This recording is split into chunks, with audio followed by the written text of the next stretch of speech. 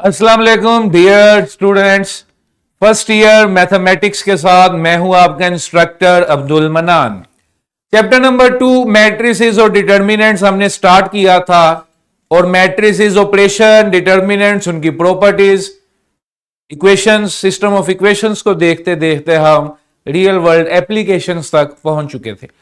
कल हमने real world application पे इस एसएलओ में से चंद टर्म्स को डिस्कस किया, चंद एप्लीकेशंस को डिस्कस किया। कल हमने बड़े अच्छे तरीके से यह देखा कि मैट्रिसेस की एप्लीकेशन दो वजूहात की बुनियाद पर है। नंबर एक कि मैट्रिसेस डेटा को रिप्रेजेंट करते हैं डिफरेंट डायमेंशंस में, और मैट्रिसेस जो हैं वो इक्वेशंस को सोल्व भी कर सकते हैं यूजिंग इनवर्स और यूजिंग डिटर्मिनेंट्स इन क्रैमर रूल। आज भी हमने एक एप्लीकेशन डिस्कस करनी है ग्राफिक्स से रिलेटेड, ठीक है जी, और रिव्यू एक्सरसाइज इस चैप्टर की देखेंगे और ये चैप्टर जो है ये डिस्क्लोज कर देंगे। जब आप इसकी एक्सरसाइज पे जाएंगे बुक में, तो एक्सरसाइज में तमाम मेजर क्वेश्चंस मैं करवा चुका हूं, बाकी क्वेश्चंस आप खुद कीजिएगा। वो क्वेश्चन सिंपल मल्टीप्लिकेशन के या इसी तरह के हैं।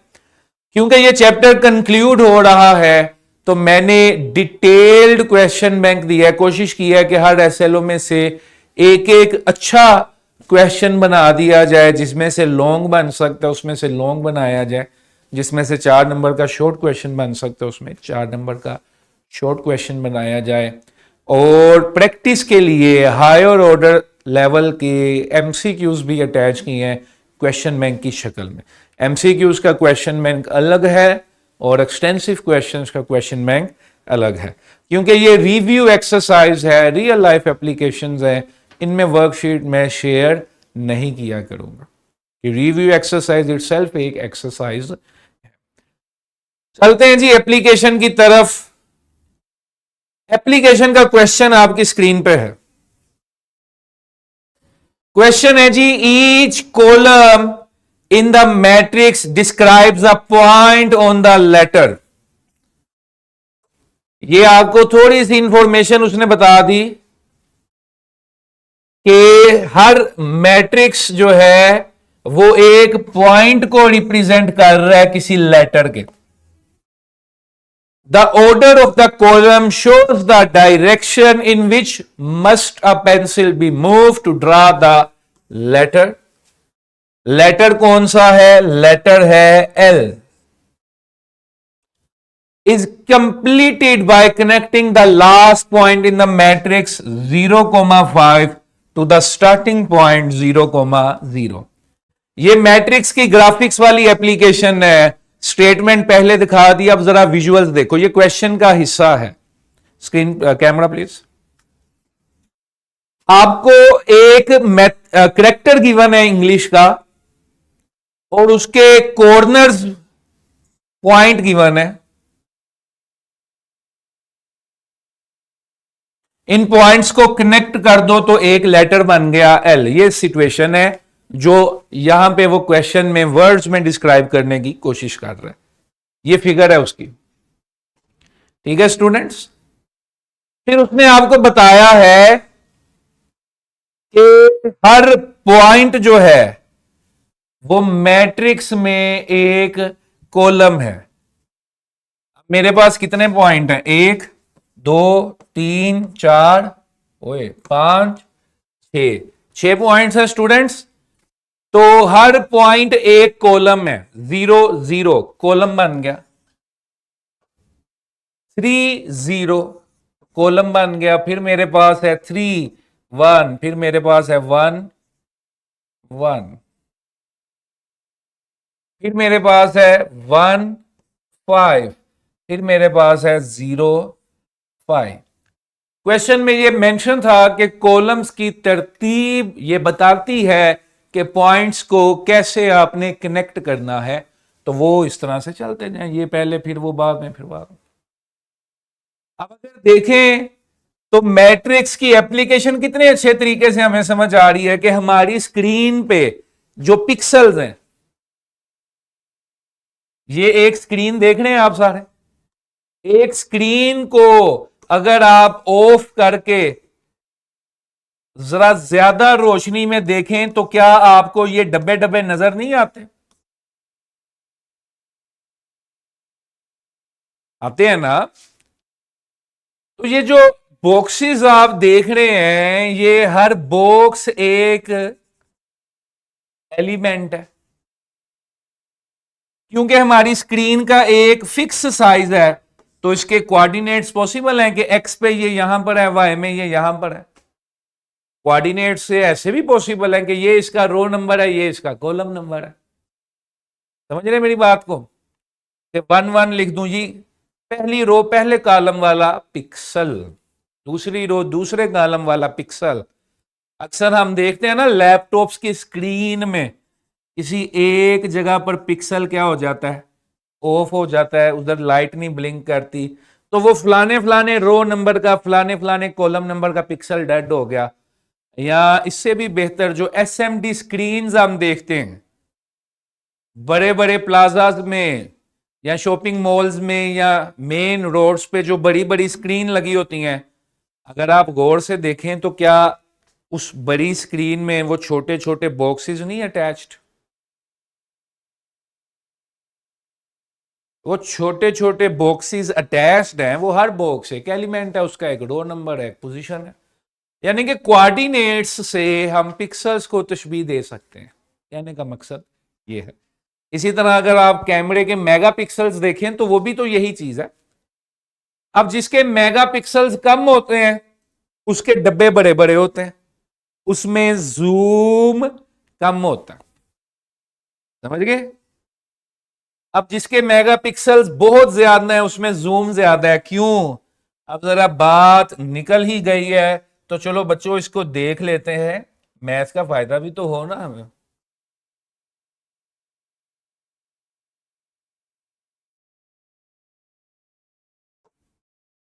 ये एक फोटो मैंने बनाई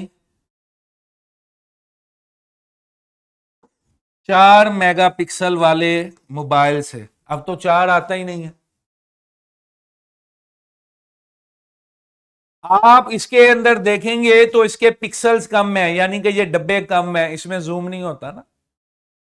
अब आप अगर इसको 40 मेगापिक्सल कर देंगे तो 40 मेगापिक्सल का मतलब है कि टोटल डब्बे जो हैं, छोटे डब्बे, टोटल इसके अंदर जो एलिमेंट्स हैं ये 40 मेगापिक्सल।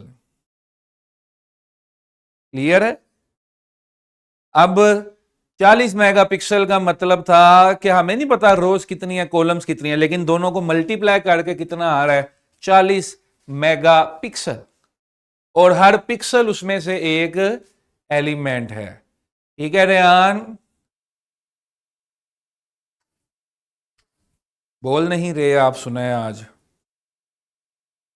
ठीक है, ये क्वेश्चन था।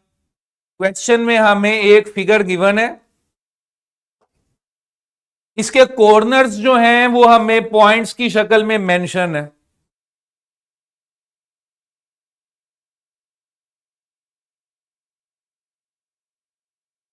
और हमारी स्टेटमेंट ये कहती है कि हर पॉइंट एक कॉलम को रिप्रेजेंट कर रहा है। तो मैंने क्या किया, मैंने इन पॉइंट्स को पकड़ा और एक मैट्रिक्स बना दिया। इन पॉइंट्स को मैंने कॉलम्स की शक्ल में ऐड कर दिया।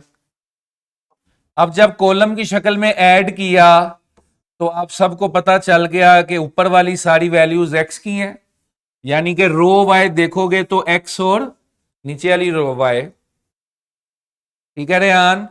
सिग्नल देते रहिएगा साथ साथ ताकि मुझे पता चलता रहे आपको समझ लग रही है, आप देख रहे। क्लियर है? तो इस तरह हम कोई भी स्क्रीन के ऊपर ऑब्जेक्ट जो है, कोई भी शेप जो है, उसको मैट्रिसेस में रिप्रेजेंट कर सकते हैं। अच्छा, क्वेश्चन ये नहीं था, ये तो बड़ा आसान है। ठीक है, क्वेश्चन क्या है? क्वेश्चन ये है, स्क्रीन प्लीज। क्वेश्चन है use matrix operations to move L.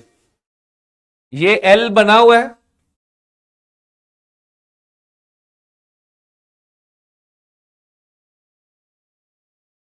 ओहो, किधर गया जी? ये एल है जी।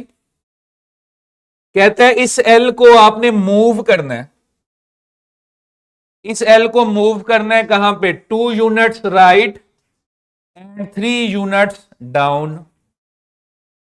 ये जो आपने शेप बनाई थी जुमीत, जब आप इसको अपने हाथ से टच करेंगे तो आप इसका साइज भी छोटा बड़ा कर सकते हैं, जिस तरह मैं अपनी स्क्रीन पे करता हूं। मैं क्या करता हूं, मैं इसको आगे पीछे कर सकता हूं। अब ये देखो ना, मैं इसको एक्स की तरफ मूव करवा रहा हूं, नेगेटिव एक्स की तरफ यानी कि लेफ्ट की तरफ, इसे अप कर रहा हूं यानी कि पॉजिटिव वाई, डाउन कर रहा हूं यानी कि नेगेटिव वाई। उसी तरह वो कहता है कि ये जो एल आपने बनाया है, इस एल को 2 यूनिट्स राइट की तरफ शिफ्ट करो और 3 यूनिट्स इसको डाउन करो। बड़ी सिंपल सी चीज ये आपको कह रहा है। मेरा मैट्रिक्स क्या था? मैट्रिक्स क्या था? 0 0, मिस्टर सुमीत ये याद रखिएगा, 0 0 3 0 3 1 1, मेमोरी का इम्तहान। 0 0 3 0 3 1 1 1 0 5, ऐसे ही है मेरे ख्याल से, तो ये यही है। 0 0 3 0 3 1 1 1 1 5 0 5। कौन सी एंट्री मैंने मिस कर दी? मैंने 1505। ये मेरे एक्स थे, ये मेरे वाई थे। अब वो मुझे कहते हैं 3 यूनिट्स टू द राइट, यानी कि पॉजिटिव एक्स एक्सिस की तरफ, पॉजिटिव एक्स एक्सिस की तरफ करना है 3 यूनिट्स राइट, तो इनमें +3 कर दोगे। मैंने इसको राइट की तरफ शिफ्ट करना है तो +3 कर दूंगा, तो ये राइट की तरफ शिफ्ट हो जाएगा। अब वो कहता है वाई में इसको 3 यूनिट्स डाउन करना है, तो वाई वाली वैल्यूज में मैं क्या कर दूंगा? क्वेश्चन देख लो ना, 3 यूनिट्स डाउन 2 यूनिट्स राइट, तो 2 यूनिट्स आपने शिफ्ट करने थे और 3 यूनिट्स नीचे को लाना था, नेगेटिव वाई एक्सिस पे लाना था, तो क्या कर दूंगा? डाउन। अब क्योंकि मेरे पास डाटा मैट्रिक्स की शक्ल में है, तो मैंने जो ऑपरेशन परफॉर्म करना है वो भी मैंने किसकी शक्ल में करना है? मैट्रिक्स की शक्ल में। 0 0 3 0 3 1 1 1 1 5 0 5। अब मैंने ऐड करना है, लेकिन ऐड इस तरह से करना है कि एक्स वाली सारी वैल्यूज में 2 2 ऐड हो जाए। 2 2 2, कितने थे? 6 एंट्रियां थी। 2 2, और मैं चाहता हूं वाई वाली तमाम एंट्रीज -3 आ जाए, डाउन शिफ्ट हो, -3 करना पड़ेगा, -3।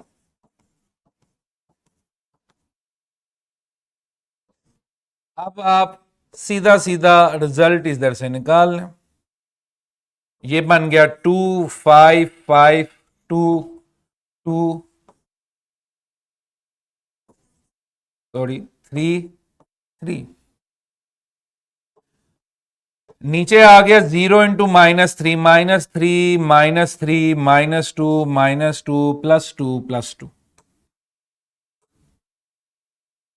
क्लियर है? अब ये जो हमारे पास मैट्रिक्स आया है, ये रिप्रेजेंट शेप एल को ही करेगा, लेकिन एल की शेप जो है वो 3 यूनिट्स राइट और 2 यूनिट्स डाउन होगी।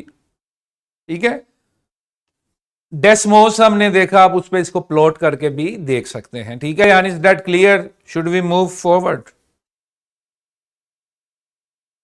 ओके, दूसरा सवाल मेरे से क्या पूछा हुआ है? कहता है reduce the character L two half of its parameter, कि एल का जो साइज है उसको आपने हाफ करना है, and move the reduced image 1 unit up. इसको यानी कि आपने साइज भी आधा करना है इस करेक्टर का मैट्रिक्स ऑपरेशन से, और इसको एक यूनिट अप भी करना है। तो दोबारा हम अपना मैट्रिक्स लिख लेते हैं, 0 0 3 0 3 1 1 1 1 5 0 5। अब इधर देखो स्टूडेंट्स, जब मैंने हाफ करना है तो हाफ करने के लिए मैंने डिवाइडेड बाय 2 कर दिया या मल्टीप्लाई बाय 1/2 कर दिया। डिवाइडेड बाय 2 या मल्टीप्लाई बाय 1/2 कर दो। Camera please. इधर आप एक चीज समझें, जब भी किसी को स्केल करते हैं, ये हमने चैप्टर नंबर 1 में भी देखा, आप वेक्टर्स में भी देख चुके हैं। तो आप नंबर मल्टीप्लाई या डिवाइड करते हैं। मैट्रिक्स में मेरे पास बड़ा आसान सा तरीका होता कि मैं आइडेंटिटी स्केलर मैट्रिक्स बनाऊं, मैं स्केलर मैट्रिक्स बनाऊं और वो स्केलर मैट्रिक्स इसे मल्टीप्लाई कर दूं। लेकिन in this question the exception is this कि ये एक रेक्टेंगुलर मैट्रिक्स है। स्केलर मैट्रिक्स अगर मैं बनाऊं 1/2 0 0 1/2 डाल के और मल्टीप्लाई कर दूं, मैट्रिक्स को मैट्रिक्स से मल्टीप्लाई कर दूं, तो वो पॉसिबल नहीं होगा due to its rectangular nature. इसलिए इसको हाफ करने के लिए सिंपल स्केलर फॉर्मेट चलाया हमने, हर एलिमेंट 2 से डिवाइड हो गया।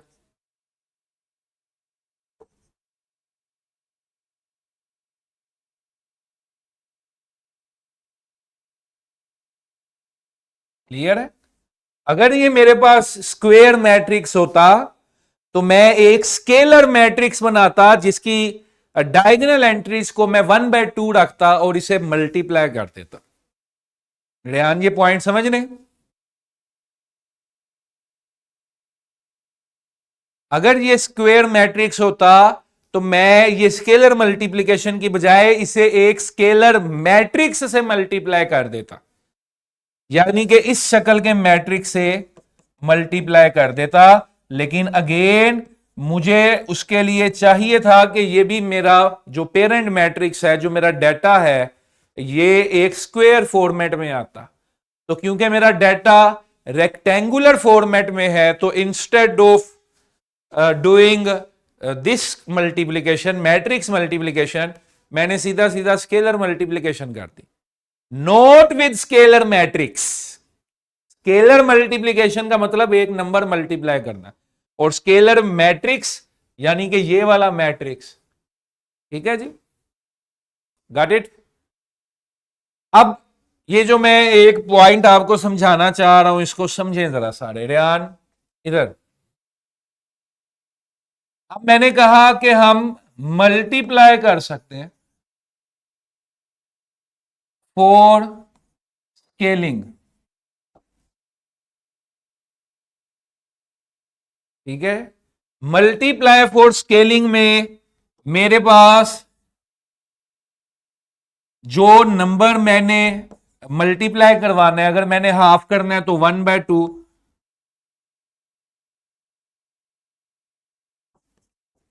अगर मैंने हाफ करना है तो 1/2, मैंने 3 टाइम्स करना है, ट्रिपल हो जाएगा साइज, तो 3 से मल्टीप्लाई कर दूं, डबल करना है तो 2 से मल्टीप्लाई कर दूं। ये स्केलर मैट्रिक्स बनाया और इसे मल्टीप्लाई कर। फिर ये यहां तक महदूद नहीं है, मैं रिफ्लेक्शन भी कर सकता हूं। रिफ्लेक्शन अलोंग एक्स एक्सिस और वाई एक्सिस, यानी कि ये जो एल आपने देखा इधर, इसमें बड़ा जबरदस्त कंसेप्ट आने लगा है। आप मिरर सेल्फी तो जानते हैं, जब आप कैमरे में सेल्फी लेते हैं तो लेफ्ट राइट रिवर्ट हो जाता है, या जब आप उसे सॉफ्टवेयर में एडिट करते हैं तो सॉफ्टवेयर में एडिट करते वक्त भी आपके पास ये ऑप्शन मौजूद होता है कि आप इसे फ्लिप हॉरिजॉन्टल करना चाहते हैं, फ्लिप, या वर्टिकल फ्लिप करना चाहते हैं। तो horizontal flip is simple multiplication with an identity matrix of this format.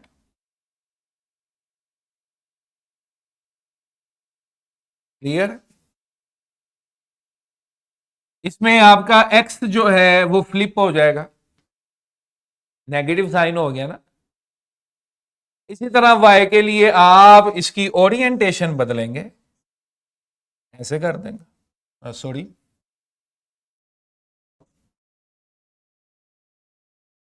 तो ये आपकी किताब में मेंशन है, इसको देखिएगा, पढ़िएगा, ठीक है। तो मैट्रिक्स की ग्राफिक्स में एप्लीकेशन आपने बड़ी बखूबी समझ ली कि हर डाटा एक पिक्सल को रिप्रेजेंट कर रहा है, वो पिक्सल को आप आगे शिफ्ट कर रहे हैं, पीछे शिफ्ट कर रहे हैं, उस पर जो तस्वीर है बेसिकली उसको आगे पीछे शिफ्ट कर रहे हैं, प्लस करके माइनस करके उसे रिफ्लेक्ट कर सकते हैं, उसे फ्लिप कर सकते हैं। अब याद रखिए ये जो मल्टीप्लाई का कंसेप्ट है ये तब अप्लाई करेंगे जब आपका पेरेंट मैट्रिक्स स्क्वेयर हो, 3/3 का हो या 2/2 का हो, स्क्वेयर हो। अगर वो स्क्वेयर नहीं है तो स्केलर मैट्रिक्स आप नहीं बना सकते, फिर ये जीरो जीरो इंसाफ नहीं करेंगे, एलिमेंट खराब हो जाएगा। अभी तो ये जीरो जीरो इंसाफ करेंगे और सिर्फ आपके एलिमेंट्स जो इनको हम बदलना चाहते हैं वही बदले जाएंगे, ठीक है जी, गॉट इट। आगे चलें जी, आगे चलते हैं रिव्यू की तरफ। इसकी रिव्यू बड़ी आसान थी, मुझे तो उसमें कुछ मुश्किल नहीं लग रहा, हम इसलिए आज इस चैप्टर को कंक्लूड कर रहे हैं। दो टर्म्स हमारे पास मेंशन है, इन टर्म्स को हम थोड़ा सा समझ लें। वैसे तो लफ्ज आपने सुने हुए 9th क्लास में, लेकिन just a quick recall. Symmetric matrix उसे कहते हैं जिसका ट्रांसपोज उसी के इक्वल हो, यानी कि एक ऐसा मैट्रिक्स जिसका ट्रांसपोज लेने से भी वो ट्रांसफॉर्म नहीं होता, इसे आप कहते हो सिमेट्रिक। इसको ऐसे लिखो, ऐसे लिखो, ऐसे लिखो, ये रहता हमेशा सेम है। फॉर एग्जाम्पल 2 3 3 0, इसको जैसे मर्जी आप घुमा लो, इसकी रोज को कॉलम की जगह ले आओ, कॉलम को रोज की जगह ले आओ, ये बदलेगा नहीं।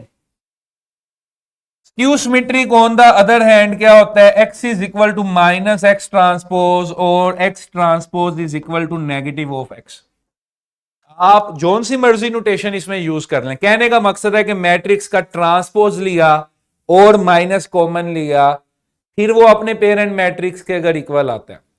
माइनस कॉमन लेने से अगर वो अपने पेरेंट मैट्रिक्स के इक्वल आता है तो इसे मैं क्या कहूंगा, स्क्यू सिमेट्रिक। क्या कहूंगा, फॉर एग्जाम्पल 0 - 2 2 0, इसको घुमाओगे तो -2 नीचे आ जाएगा, जबकि हमें +2 चाहिए था, तो फिर माइनस कॉमन लेना पड़ेगा।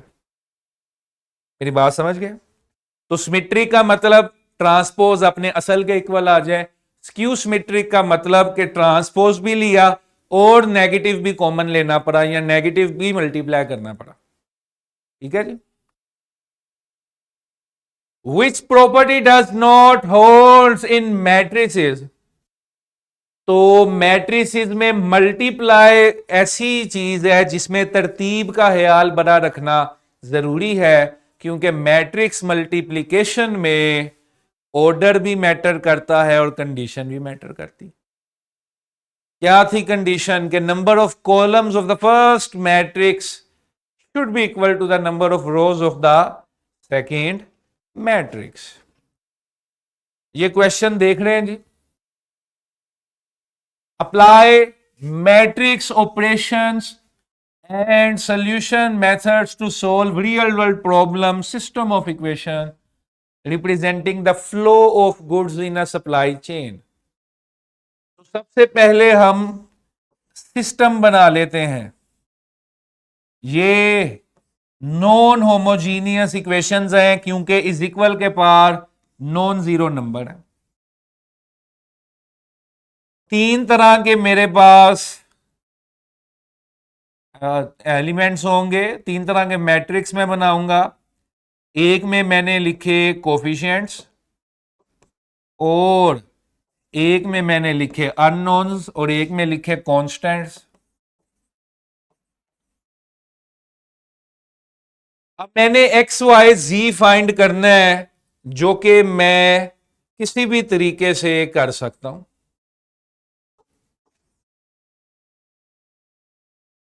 किसी भी तरीके से मतलब हमने मैट्रिक्स इन्वर्जन मेथड पढ़ा, हमने क्रैमर रूल पढ़ा।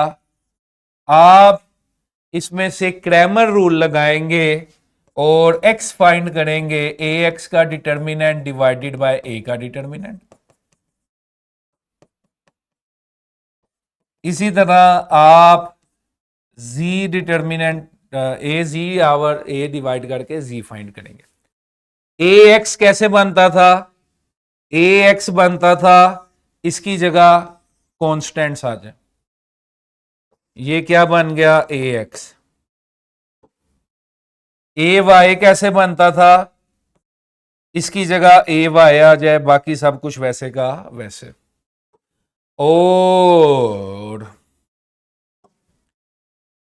ए जी कैसे बनेगा? इसकी जगह जो है कॉन्स्टेंट्स आ जाएं, ये ए जी बन गया। फिर ए एक्स ए वाई ए जी बनाने के बाद हमने सिंपल इनका डिटर्मिनेंट फाइंड करना है और हमारा सॉल्यूशन आ जाएगा। ये आपने खुद सॉल्व करना है। मैंने आपको प्रॉपर इसका हिंट बना दिया, हाफ कुक कर दिया। ठीक है जी। Mister Jumid kindly open the question bank with the name MCQs. एक क्वेश्चन बैंक होगा जिसके नाम में एमसीक्यूज लिखा होगा।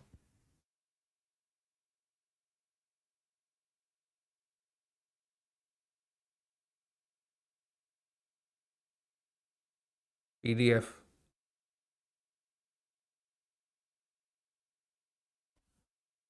अच्छा जी, ये एमसीक्यूज आ रहे हैं हमारे पास, इनको काइंडली सॉल्व कीजिएगा। इसमें आपका सब कुछ है, डिटर्मिनेंट्स का कंसेप्ट भी है, मैट्रिसेस का भी कंसेप्ट है। मुझे ये महसूस हुआ कि किताब में एमसीक्यूज थोड़े से आसान है, तो ये मैंने इसलिए हायर ऑर्डर थिंकिंग का स्पेशल क्वेश्चन बैंक आपके लिए प्रिपेयर किया है। ये रैंक का मेरे पास एमसीक्यू है। रैंक मैंने फाइंड करना था, तो रैंक फाइंड करने के लिए हम क्या करते थे?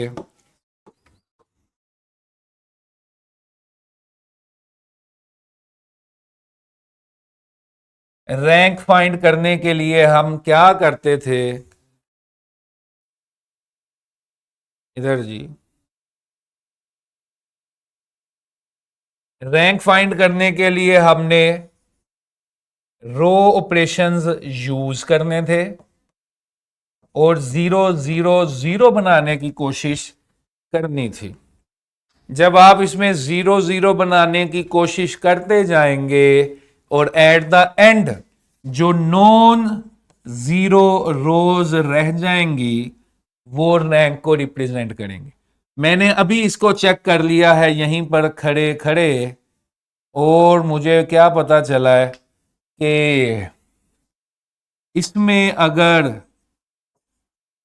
आप ये ऑपरेशन करते हैं R4 प्लस R1, ये करने के बाद फिर आप करते हैं R2 minus 2R1, R3 minus 3R1, तो आप देखेंगे कि आपके पास की सिचुएशन थोड़ी सी समेटती हुई नजर आ रही है, लेकिन जब यहां पर जीरोस बनेंगे इवेंचुअली उधर खराब होना शुरू हो जाएंगे।